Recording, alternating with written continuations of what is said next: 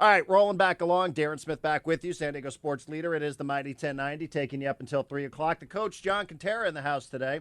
Let us not lose sight of what San Diego State is doing. San Diego State won another game last night, conference opener on the road at Colorado State. Not an easy place to play, and Aztecs win 71-61. Let's say hello to Brian Dutcher. He's the associate head coach, the head coach in waiting at San Diego State, and he joins us now on the Mighty 1090. Coach, Happy New Year to you. Happy New Year, Darren. It's good to be back. Well, good to have you back on. And again, like I said, I know everybody's all Charger crazy all the time, and certainly understandable here. But you guys have won 10 straight. You're going to Kansas coming up this weekend.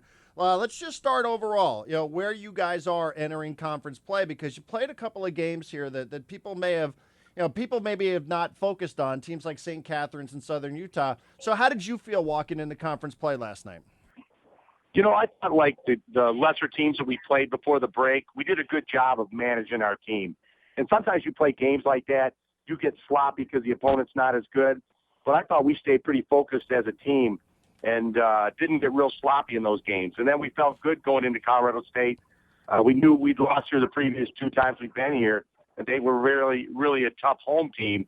And so we feel really good about our effort last night. I'm not trying to be funny here, but I just wonder from a coaching standpoint, how do you know in a 118-35 game how your team's playing? I like the fact, Aaron, where we didn't start leaking out on the fast break. We didn't start gambling to try to steal the ball for them, to extend the lead, or to get the dunk show going. I thought we stayed true to ourselves. I thought we guarded hard the whole game. We shared the ball the whole game, and just little things like that. Even though the margin probably wouldn't have been different if we did those things, I just like the fact that our kids stayed disciplined to what we do as a team, and then that kind of was pleasing from the coaching standpoint. Was there any concern? I mean, the previous 3 games here leading into the opener in conference play last night, it was 3 straight blowouts. I mean, you had those games won pretty much by the start of the second half. Was there any concern that you had these 3 straight blowouts, and now you're going to a place traditionally which is kind of tough to play in? I think if we had a really young team, that might be a concern. They might have been a little full of themselves. But when you have veterans that have been to this conference race 1, 2, and 3 years, J.J. O'Brien, Xavier Thames, Skylar Spencer, Winston Shepard, all guys that have played at Colorado State that have been through the conference race. So I think they did a good job with the other veterans of keeping the team focused. We're talking to Brian Dutcher. He's the associate head coach, the head coach in waiting at San Diego State. Aztecs win last night, 10th straight game, 71-61 over Colorado State. Up next, they're playing at Kansas this weekend, which I'll ask you about in a second. But I do have to ask you one thing. Last night, it was kind of a quiet place. It was their students are out on break, so it was a little bit quieter. You could hear you guys coaching a little bit more because it wasn't the raucous crowd that you're used to playing in front of on the road. And I heard Coach Fisher in the second half talking to Skylar Spencer, and he said, Skylar, rebound the ball. Rebound the ball. And that was his instruction. Is it that easy to coach sometimes that you just say, rebound the basketball? It is when you're Steve Fisher. I don't know if I said rebound the ball, would have had the same effect. Coach is great. Sometimes it's that simple. You've got to defend, you've got to rebound, and you got to share the ball. So we might just say share the ball. We might just say, hey, rebound. We got to do a better job with our rebounding. I mean, these guys are veterans. They've been through the wars, and so maybe Coach felt that simple instruction was all that was needed. And Skylar did a good job. The previous 3 games, Skylar only had 1 offensive rebound against lesser competition, and then the game last night, I think he had 3 or 4 offensive rebounds. So I thought he really stepped up his play. He seems to be playing better against better competition, which is good for the Aztecs and good for our team. It was funny too, because you could hear it. It was just loud as day to listen to it on the television, and it was just there was no doubt that that's what Coach Fisher was saying. Skylar, rebound the basketball, and it just seems so simple in nature. I guess sometimes that's the easiest way to coach. Yeah, I wish it was easy where we could just say put it in the basket and the ball would go in. I wish it was that easy, but sometimes we as coaches can complicate the game. I think it's good where we don't complicate it, where we let them play and not have to overthink everything. So sometimes instructions are easy and they're easily understood.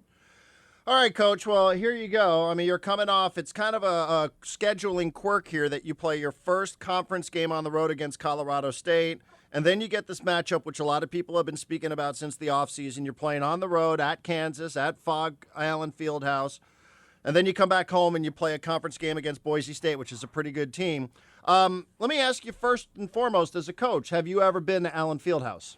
I've never been as an assistant coach in all my years, and it's been a lot of years. So I'm really looking forward to getting in there. They say it's one of the finest atmospheres in college basketball, if not the finest, and I'm looking to see what it's all about and excited to be there. Yeah, I mean, I would think too. I mean, everybody's going to talk about how excited your fans are, the ones that are making the trip, and for your players, the coaches are excited about this, aren't they? Oh, absolutely, absolutely. When you get a chance to play another ranked team in an out-of-conference game on national television, it's exciting for everybody, including the coaches.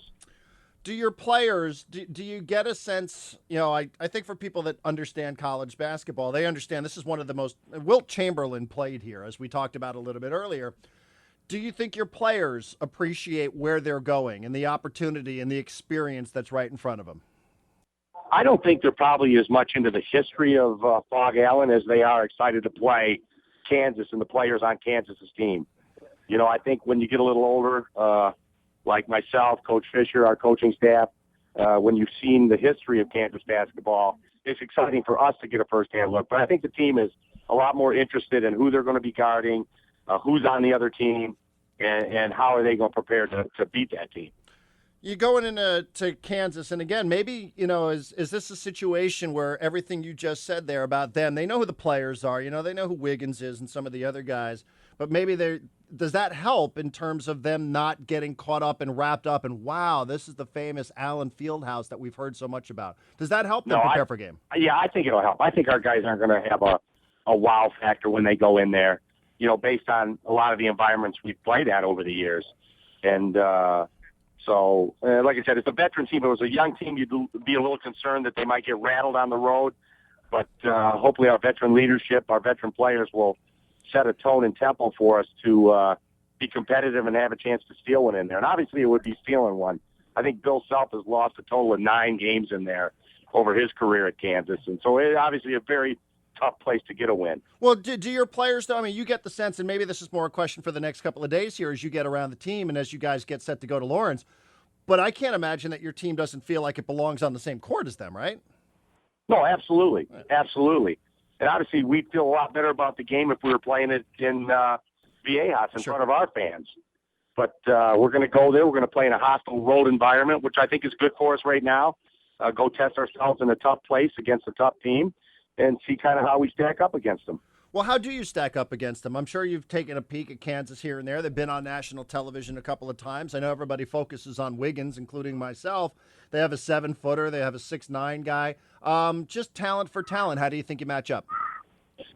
Darren, I hate to plead the fifth on this, but Justin and David are doing that, Scout. I'm just trying to catch up now. I had Colorado State, and then I had Boise after it. So we kind of split scouts. So I'm right now in the process. We're sitting in the airport on a 3-hour delay in Denver, and I'm trying to catch up right now. But Justin and David have watched a lot of tape. I think they're concerned about their size, obviously, and their ability to just be bigger than us at certain positions. And the fact that they haven't been shooting the ball well, but their last game they appeared to make some threes against Toledo, which is a little bit concerning. They had been shooting the ball poorly, but it looks like right now that they're shooting the ball a little better. Yeah, I would think, just looking again through the roster here, I would think, having a veteran guard, having somebody like Xavier Thames, that's probably the key to going into this kind of environment here, because you don't want somebody getting jittery here who's responsible for taking the ball up and down the court.